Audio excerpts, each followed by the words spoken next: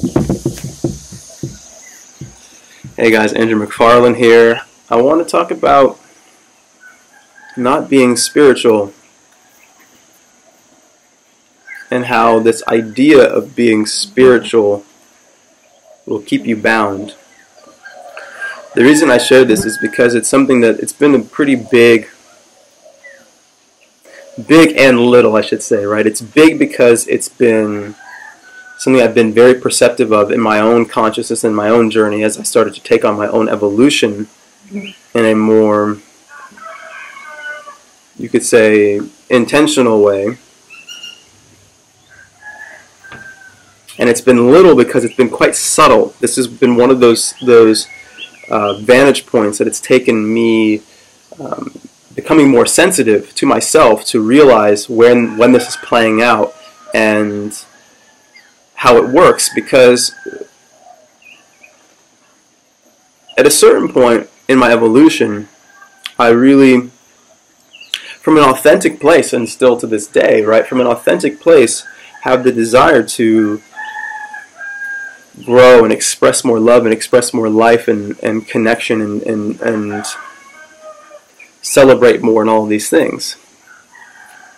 But what I've noticed is it's very easy to get caught up in the ideas of what it means to be spiritual, as long as you believe yourself to be spiritual, right? This is an idea. So the second that you say, oh, I'm spiritual,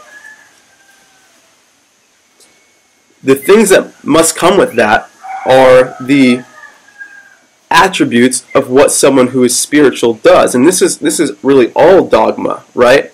Anytime you are in a belief system, you have to think about, well, what do those people do? What does it mean? And it's just unique to you. You have these ideas, right? So I'm saying to myself, oh, a spiritual person is like this. They're not like that. This is what they do. This is what they don't do, right? And that's a trap. That will trap you because you begin to live out ideas as opposed to, for me, what I'm embodying more and more is the truth of your experience, which doesn't live in concept. And that, to me, is what my wakefulness or authentic expression, whatever words you want to use, come into. It's like this idea, right? It's like, I think about mannequins posing. Oftentimes in life, when we start to believe ourselves to be any specific role, then we ask ourselves the question, okay, what does someone in this role do? Whether you think you're cool, right? Whether you think you're smart, whether you think you're weird. Smart people think that smart people do certain things, right? Cool people do certain things and they don't do certain things, right? Spiritual people, oh, there's things that they do and there's things that they don't do, right? And it's only because of this definition, this idea. You have to play the part. So it's like a mannequin, right? It's like you're doing the pose, but there's nothing happening inside of you, right? It's like what happens is it becomes the dogma of good. And I see this happening a lot with myself and people around me, right? We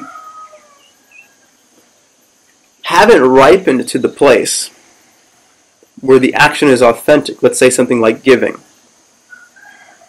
We believe that it's good to give, and we believe that, yes, spiritual people give, and the thing isn't happening inside, but we're playing the part and we're doing the action.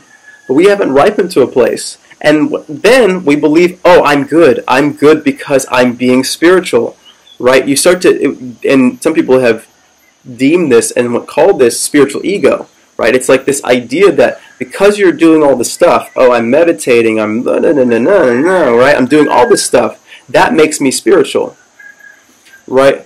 But the goal isn't to be spiritual. The goal is to get free. And you will realize that these things will start to bind you at a certain point. And then our desire for freedom becomes so powerful that we can't even hold on to that idea anymore. We can't live out that idea anymore.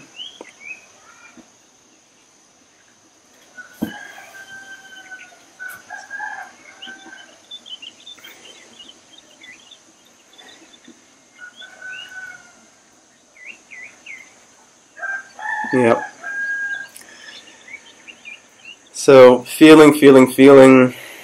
allowing that to inform us, going beyond these ideas and concepts of what you should do. People ask me sometimes, if this thing happened, what would you do?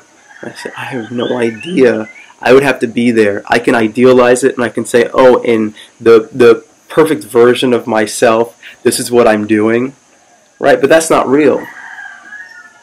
It's not honest, because I honestly don't know. I can only respond to the moment, and I can only in that moment find out how I'll react, how I'll respond. But I can't project myself into the future, and I can't live out this idea of who I think I'm supposed to be, no matter how beautiful it seems, right? It's just another box, right? It's called the spiritual box. Maybe it's a little bit bigger. It might not even be bigger. It might just be prettier, right? It might just look a little bit better, but it's still a pretty box. So getting beyond all those things, we don't need these titles to be connected. We don't need these ideas of ourselves to love one another. We don't need these ideas to express ourselves. We don't need any of it. So that's the message for now. This is Andrew McFarlane sending you my love. Hope you guys are having a beautiful moment. I'll see you soon.